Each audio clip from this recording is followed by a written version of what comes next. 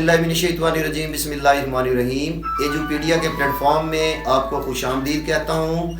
अज़ीज़ तलबा, मेरे बहुत ही प्यारे बच्चों और बच्चियों, जमात दहम का इम्तिहान ख़त्म हो चुका है। जमात नहम का इम्तिहान कल शुरू होने जा रहा है और उस सिलसिले में आपके स्कूल्स ने, आपके टीचर्स ने, आपके वालिदैन ने आपको बहुत सी हदायत और नसीहतें दी होंगी।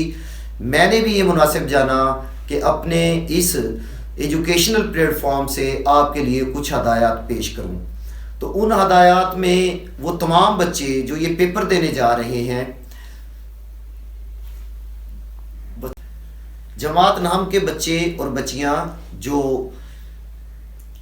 अब इम्तिहान हो रहा है 2024 का, उसमें शामिल होने जा रहे हैं, उनकी ज़िंदगी का ये बाज़ाब्ता इम्तिहान है और पहला इम्तिहान है। इस लिहाज से आपको ज़हनी तौर पर, अमली तौर पर, अखलाकी तौर पर तैयार होकर कमरा इम्तिहान में जाना चाहिए। आपकी रहनुमाई के लिए चंद बातें पेश कर रहा हूँ। मैं उम्मीद करता हूँ इन पर अमल करके आप कमरा इम्तिहान में सुकून से अपने पेपर को हल करने के काबिल होंगे। अब शुरू करें। सबसे पहली बात, आपने घर से निकलने से पहले अपना वैलेट जो लेना है, जिसमें आपके 2 अदद पेन, 2 अदद मार्कर, स्याही की दीवार, 1 लेड पेंसिल और आपकी बोर्ड की तरफ से जारी करदा रोल नंबर स्लिप जो इस वक्त मैं आपको स्क्रीन पर दिखा रहा हूं, वो आपके पास मौजूद होनी चाहिए। दूसरी बात, आपने अगर आपका पेपर फर्स्ट टाइम है तो घर से जल्दी रवाना होना है और सेंटर पर आधा घंटा पहले पहुंचाइए। 8 बजे आप सेंटर पर मौजूद हों। और अगर आपका पेपर सेकंड टाइम है तो आपने 1 बजे अपने सेंटर पे पहुंच जाना है, यानी यहाँ भी आपने आधा घंटा पहले अपने मुतलका सेंटर पर पहुंचना है।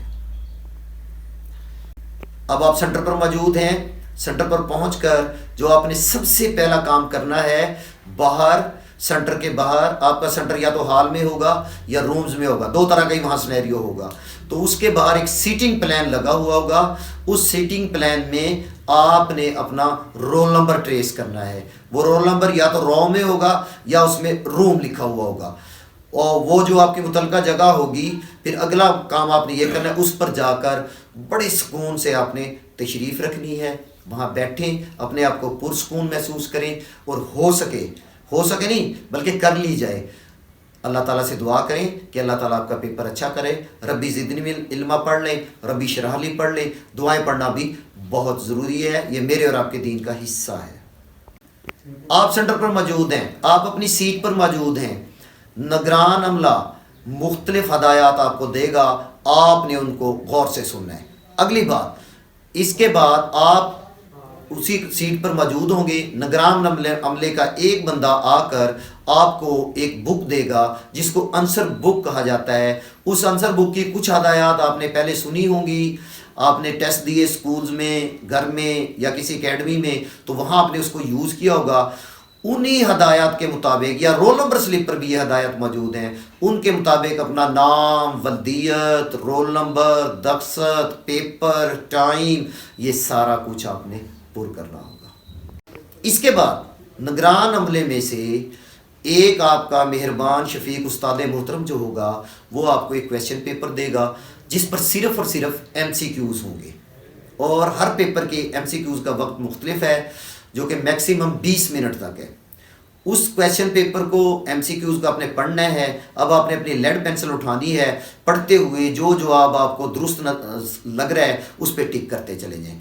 वो आपका 10 नंबर का MCQs हो सकता है मुख्तलिफ पेपर्स में, 20 नंबर का हो सकता है, और 15 नंबर का हो सकता है, 19 नंबर का हो सकता है। उसके मुताबिक आपने उसको टिक कर लेना है। टिक करके अब आपने उस पेपर पे टिक किया है। अब आंसर बुक की बैक साइड पे आपने उसके मुताबिक उसकी बबल्स को फिल करना है। अब आपका MCQs का हिस्सा हल हो चुका है।